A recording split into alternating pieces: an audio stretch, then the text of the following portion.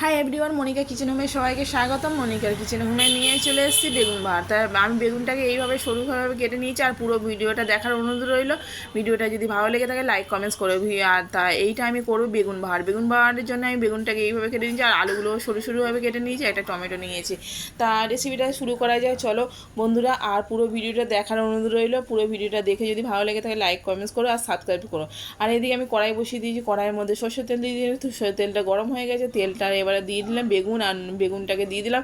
বেগুনটাকে দিয়ে নুন হলুদ দিয়ে ভালো করে একটু ব্রাউন কালারের মতো হালকা হালকা করে ভেজে নিলাম। ভেজে নিয়ে ওই তেলের মধ্যে আমি দিয়ে দিলাম জিরে ফোড়ন আর শুকনো লঙ্কা দিয়ে আলুগুলো দিয়ে দিলাম। আলুগুলো একটু নাড়াচাড়া করে ভেজে নেবো ভালো করে, একটু লাল লাল ব্রাউন কালারের মতন হয়ে গেলে এবার আমি দিয়ে দিলাম টমেটোগুলো দিয়ে দিলাম। দিয়ে ভালো করে আবার নাড়িচাড়ি নিলাম। নাড়িচাড়ি নেওয়ার পরে আদা রসুন পেঁয়াজ কাঁচা লঙ্কা জিরে একসাথে আমি পেস্ট করে নিয়েছিলাম। আর শুকনো লঙ্কা, আর আপনারা গুঁড়ো লঙ্কা ইউজ করতে পারেন, আমি গুঁড়ো লঙ্কা ইউজ করি না, আমি কাঁচা লঙ্কা দিয়ে রেসিপি করি। এদিকে দেখে নুন হলুদ আর একটু চেরা কাঁচা লঙ্কা দিয়ে দিলাম। দিয়ে ভালো করে মশলাটা কষিয়ে নিলাম। কষিয়ে নিয়ে তেল ছেড়ে দিয়েছে ভালো করে। এবার চিনি অ্যাড করলাম। চিনি অ্যাড করার পরে এবার ভালো করে মশলাটা কষানো হচ্ছে, দেখতে পাচ্ছি। অল্প করে একটু জল দিয়ে দিলাম, দিয়ে আর ঢাকা দিয়ে দেবো। আলুগুলো সিদ্ধ হওয়ার জন্য অপেক্ষা করতে হবে।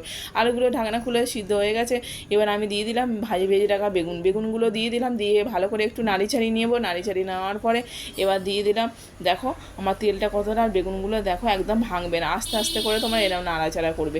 নাড়াচাড়া করার পরে আমি নামানোর সময় একটু ধনেপাতা আর গরম মশলা দিয়ে নামিয়ে নেবো। আর আমার রেডি হয়ে গেল বেগুন বাহার। তা কেমন লাগলো জানিও বন্ধুরা। আমার রেসিপিটা ভালো লাগলে লাইক কমেন্টস করে, আরও নিত্য নতুন ভিডিও পেতে আমার চ্যানেলটাকে সাবস্ক্রাইব করে পাশে থেকো, ঠিক আছে বন্ধুরা।